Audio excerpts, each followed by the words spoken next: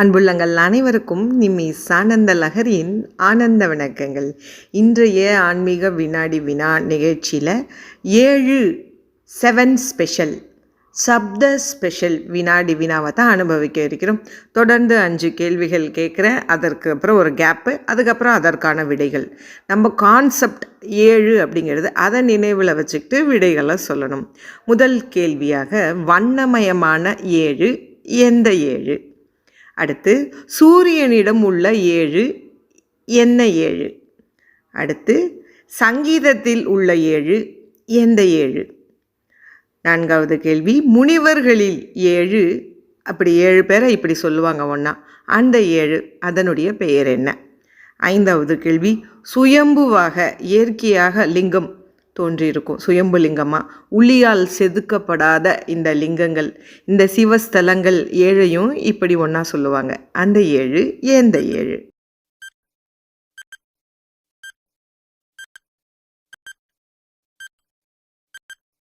இப்போ விடைகள்.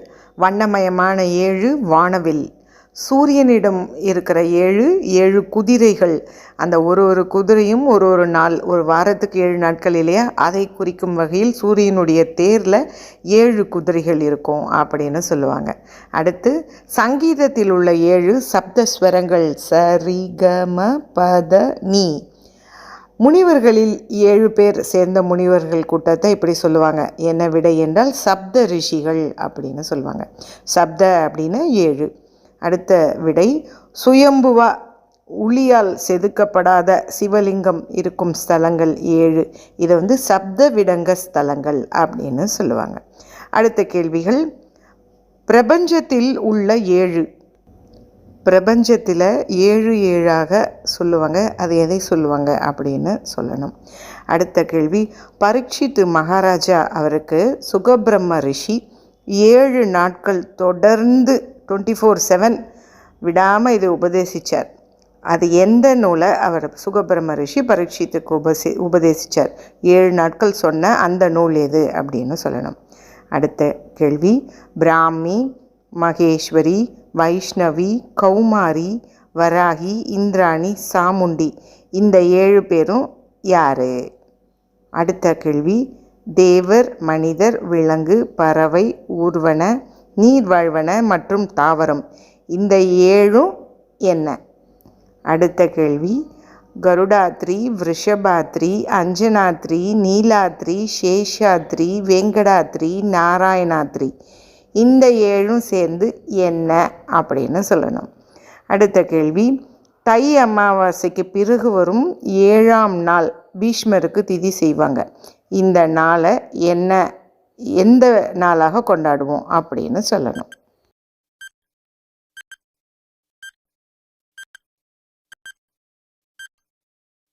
இப்போ விடைகள். பிரபஞ்சத்தில் உள்ள 7 என்னன்னா, 7 14 லோகங்கள், அதாவது பாதாள லோகம் 7, மேலோகம் 7 அப்படின்னு சொல்லுவாங்க. 7 14 லோகங்கள் விடை.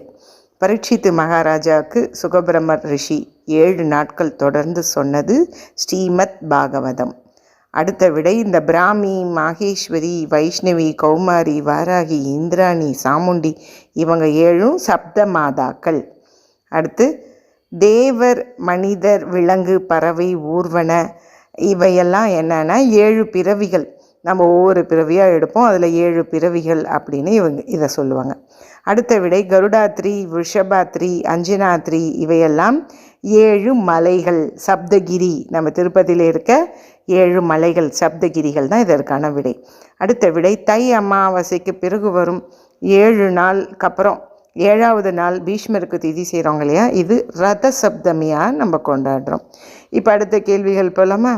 சிட்டி ஆஃப் 7 ஹில்ஸ் அப்படின்னு எந்த சிட்டியை சொல்லுவோம்? அடுத்த கேள்வி, 7 தீவுகளை கொண்ட இந்திய நகரம் எது?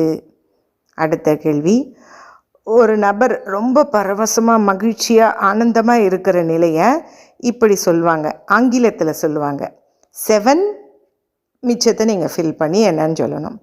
அடுத்த கேள்வி, பாபிலோனின் தொங்கு தோட்டம், சீன பெருஞ்சுவர், தாஜ்மஹால், இது போன்ற இவை 7ம் என்ன 7? அடுத்து, 7 சுற்று மதில்கள் உள்ள கோவில், அதாவது 7 பிரகாரங்கள் 7 மண்டபங்கள் உள்ள கோவில். இந்த 7 சுற்றுகளும் 7 உலகங்களை குறிக்குமா. இந்த 7 சுற்று மதில்கள் உள்ள கோவில் எது? அடுத்த கேள்வி, 7 அடிகள் நம்ம அக்னியை சுற்றி வலம் வருவாங்க. புதுசாக கல்யாண மாப்பிள்ளை பொண்ணும் மாப்பிள்ளையும் கையை பிடிச்சிக்கிட்டு 7 அடிகள் அக்னியை சுற்றி வர்ற இந்த சடங்குக்கு பெயர் என்ன?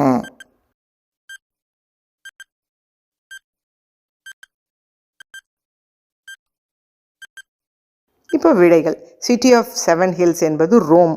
அப்புறம் 7 தீவுகளை கொண்ட இந்திய நகரம் மும்பை. இது பார்த்திங்கன்னா கொலாபா, மசகான், பரேல், மாஹிம், பம்பாய் தீவு, ஓர்லி மற்றும் ஓல்டு உமன்ஸ் தீவு. இந்த 7 தீவுகளும் தனித்தனியாக இருந்தது. இந்த தீவுகள் ஒன்றிணைக்கப்பட்டு இன்றைய பெருநகரமான இந்த மும்பை நகரம் உருவானது. இதை தான் 7 தீவுகளின் நகரம் அப்படின்னு சொல்லுவாங்க. அடுத்து, ஒரு நபர் ரொம்ப பரவசமாக மகிழ்ச்சியாக இருக்கிற நிலையை ஆங்கிலத்தில் 7 ஹெவன் அப்படின்னு சொல்லுவாங்க. அடுத்த விடை, 7 அதிசயங்கள். அந்த பாபிலோனின் தொங்கு தோட்டம், சீன பெருஞ்சுவர், இதெல்லாம் 7 வண்டர்ஸ் ஆஃப் த வேர்ல்டு. அடுத்த பதில், 7 சுற்று மதில்கள் உள்ள அந்த கோவில், 7 பிரகாரம் இருக்கிற அந்த கோவில் ஸ்ரீரங்கம் கோவில். கல்யாண மாப்பிள்ளையும் பொண்ணும் 7 அடி அக்னியை சுற்றி வர்றதுக்கு பேர் சப்தபதி. இப்போ அடுத்த கேள்விகள் பார்க்கலாமா? 7 நாட்கள் தொடர்ந்து பாகவதம், அதாவது ஸ்ரீமத் பாகவதம் படித்தாவோ இல்லை உபன்யாசம் கேட்டாவோ இந்த பேரில் சொல்லுவாங்க. அது என்ன பேர் அப்படின்னு சொல்லணும். அடுத்த கேள்வி, ராமாயணத்தில் உள்ள 7 காண்டங்கள் எவை எவை அப்படின்னு சொல்லணும். அடுத்த கேள்வி, நம்ம பூமியில் உள்ள 7 காண்டங்கள் எவை எவை?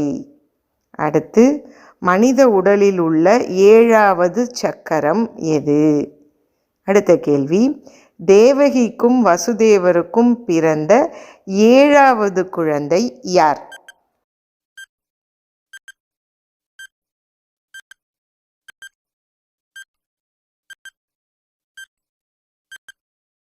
நேரம் 7 நாட்கள் தொடர்ந்து ஸ்ரீமத் பாகவதம் படித்தா சப்தாகம் செய்வது அப்படின்னு சொல்லுவாங்க. சப்த அப்படின்னா 7, சப்தாகம் கேட்கிறது அப்படின்னு இதை சொல்லுவாங்க. ராமாயணத்தில் உள்ள 7 காண்டங்கள் பாலகாண்டம், அயோத்தியா காண்டம், ஆரண்ய காண்டம், கிஷ்கிந்தா காண்டம், சுந்தர காண்டம், யுத்த காண்டம், உத்தர காண்டம். நம்ம பூமியில் உள்ள 7 கண்டங்கள் என்னென்னா ஆசியா, ஆப்பிரிக்கா, வட அமெரிக்கா, தென் அமெரிக்கா, ஐரோப்பா, அண்டார்டிகா, ஆஸ்திரேலியா. மனித உடலில் உள்ள 7வது சக்கரம் சகஸ்ராரம். தேவகிக்கும் வசுதேவருக்கும் பிறந்த 7வது குழந்தை பலராமன். அடுத்த கேள்விகளுக்கு போலாமா? 27 நட்சத்திரங்களில் 7வது நட்சத்திரம் எது? 7வது ராசி எது? 2 பதில் சொல்லணும். அடுத்து, தச அவதாரங்களில் நம்ம பெருமாள் தச அவதாரம் எடுத்தார் இல்லையா, அதில் திருமாலுடைய 7வது அவதாரம் யார்? அடுத்து, 1.25 அடியில் 7 சொற்களை, அதாவது 7 சீர்களை கொண்ட அந்த நூல் உலக பொதுமறைன்னு சொல்லுவாங்க. அந்த நூல் எது? அடுத்த கேள்வி, கடுகை துளைத்து 7 கடலை புகுத்தி குறுகத் தெரிந்த குறள். நம்ம திருக்குறளோட பெருமையை பற்றி இப்படி ஒருத்தர் சொல்லியிருக்கார். ஒரு கடுகை துளைத்து ஓட்டை போட்டு அதில் 7 கடலையும் ஊற்றுற மாதிரி கருத்துக்களை சொன்ன அந்த திருக்குறள் அப்படின்னு அந்த பெருமையை சொன்னவர் யார்? அந்த திருக்குறளை பற்றி புகழ்ந்து சொன்னவர் யார்? அடுத்து, பெண்ணின் 7வது பருவம் எது? பெண் குழந்தைகளுக்கு 7 பருவம் சொல்லுவாங்க. அதில் 7வது பருவம் எது அப்படின்னு சொல்லணும்.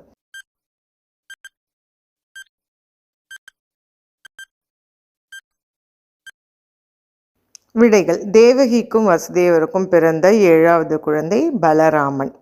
அடுத்து, 27 நட்சத்திரத்தில் 7வது நட்சத்திரம் புனர்பூசம். 7வது ராசி துலாம். தச அவதாரங்களில் 7வது அவதாரம் ஸ்ரீ ராமச்சந்திரமூர்த்தி. 1.25 அடியில் 7 சொற்களை 7 சீர்களை வைத்து அந்த உலக பொதுமறை நம்ம திருக்குறள்.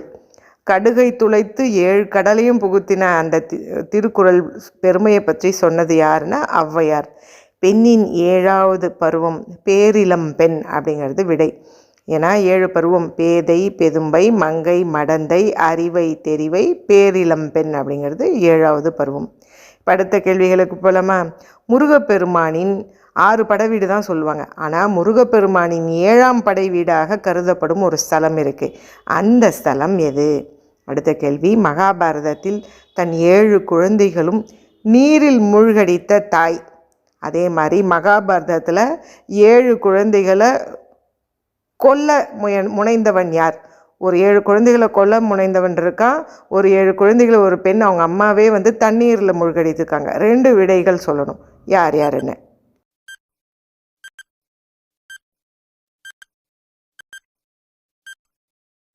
விடை முருகப்பெருமானுடைய 7ஆம் படை வீடு மருதமலை. மகாபாரதத்தில் 7 குழந்தைகளும் நீரில் மூழ்கடித்த தாய் கங்கை. சந்தனு மகாராஜா கங்கையை கல்யாணம் பண்ணிகிட்ருப்பார். கங்கை ஒரு நிபந்தனை போட்டிருப்பார், நீங்கள் கேள்வியே கேட்கக்கூடாது என்ன பண்ணாலும் அப்படின்னு சொல்லி. அது மாதிரி 7 குழந்தைகளை நீரில் மூழ்கடித்துடுவார் கங்கை.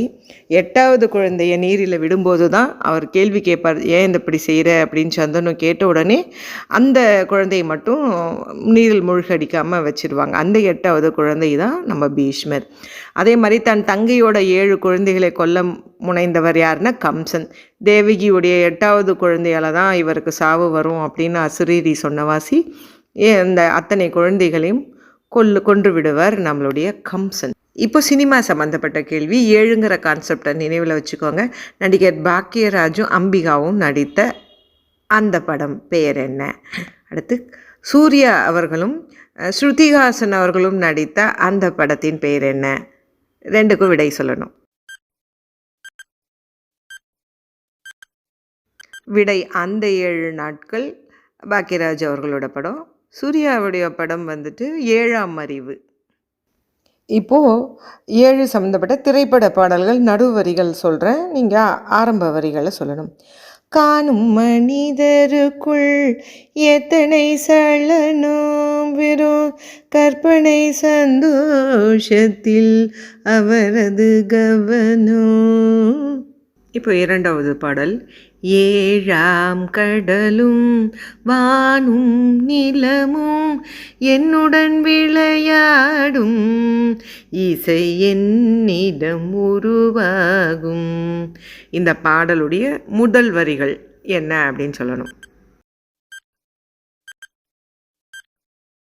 முதல் விடை 7 ஸ்வரங்களுக்குள் எத்தனை பாடல். 2வது பாட்டு. இசை கேட்டால் புவி அசைந்தாடும், அது இறைவன் அருளாகும். 7ஆம் கடலும் வானும் நிலமும். என்ன மக்களே, 7 ஸ்பெஷல் ஆன்மீக வினாடி வினா நிகழ்ச்சி கேட்டிருப்பீங்க. எத்தனை பதில்கள் சொல்ல முடிஞ்சதுன்னு மறக்காமல் என் கூட ஷேர் பண்ணிக்கோங்க. மீண்டும் ஒரு அருமையான பதிவோடு உங்களை சந்திக்கும் வரை உங்களிடமிருந்து விடைபெறுவது உங்கள் நிம்மிஸ் ஆனந்தலகரி. சர்வம் கிருஷ்ணார்ப்பணம்.